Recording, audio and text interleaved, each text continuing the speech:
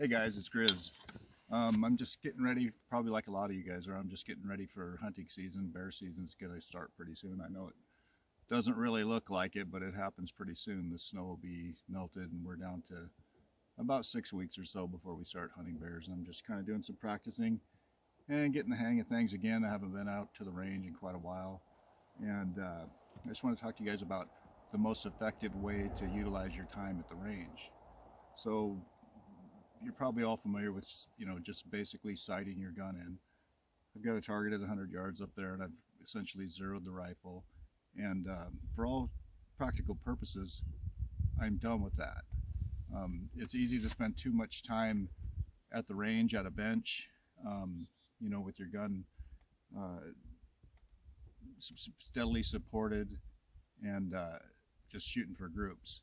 That's fine and dandy, but once you've established the fact that your gun's sighted in and your load is sound and everything's working how it should, then it's time to practice a different way. So a 22 is really good for that, which this happens to be Jana's 22. I just borrowed it for today. But a 22 is really good for that because it's a little harder to keep on target at distance, but it's also quiet and inexpensive to shoot. So all of it basically translates to your big gun.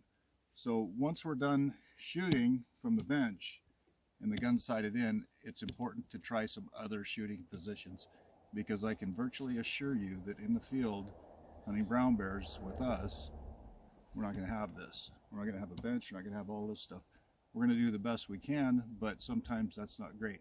So it's good to think of alternative ways to get rest quickly and put your shot on target. Now, I've got a couple really close range targets and I've got some further targets up there. I thought that I'd just kind of show you what I like to do to get ready for bear hunting, just to make sure that my skills are still in tune. So anyway, let's try a little bit different shooting that might be more beneficial to bear hunting. So first of all, we'll try the shooting that I never recommend and we virtually never do, but I like to practice it. We're going to do a little bit of offhand shooting. Maybe you'll probably see how ineffective it is. So I'm just going to shoot a close target there at 30 yards or so offhand.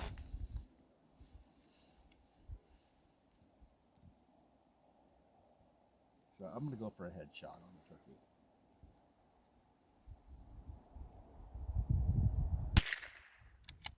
And I miss.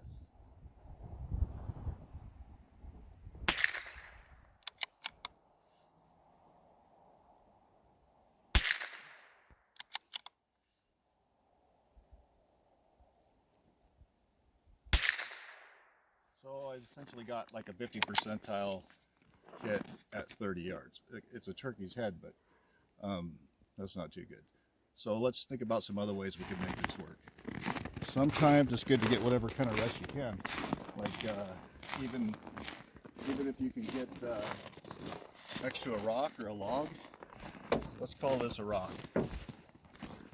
So it's obviously not a bench rest, but in the field, this is going to be about the best that we can do. So let's try and get a shot at the turkey head with a little bit of a rest.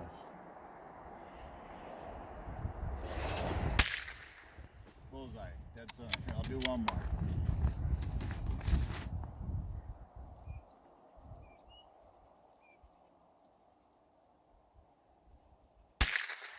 Same hole. So just, you can see that just with like a slightly better rest, you can lay the shots in there a lot better. There's lots more positions. We can have a seated position, a kneeling position.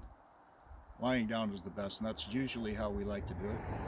But I just want to let you guys know that it's important not to spend all your time at a bench rest shooting for groups, because it's essentially time and ammunition wasted.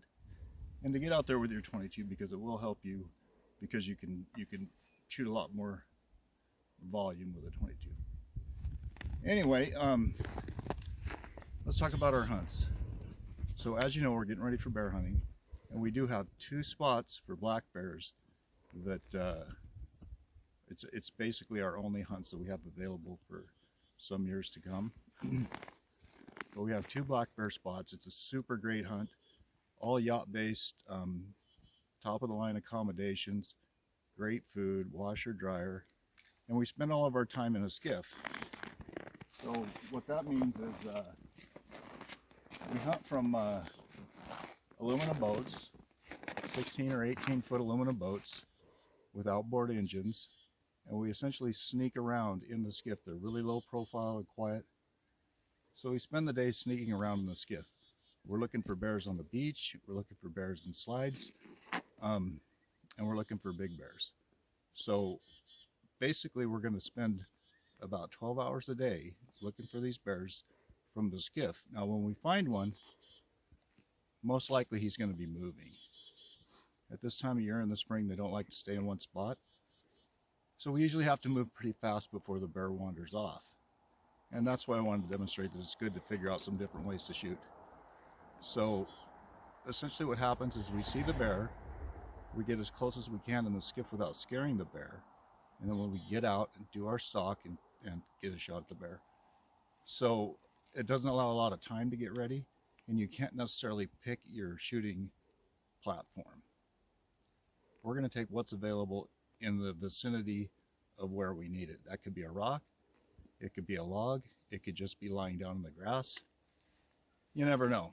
So get out there in the woods and do what you can, or get out at the range and do what you can to increase your effectiveness with alternative shooting positions, and get a hold of us for this bear hunt. It's absolutely fantastic. Huge bears, perfect hides, wonderful scenery. We're going to see sea otters, whales, eagles, icebergs, you name it. It's going to be a great trip, and just give us a shot. Thanks.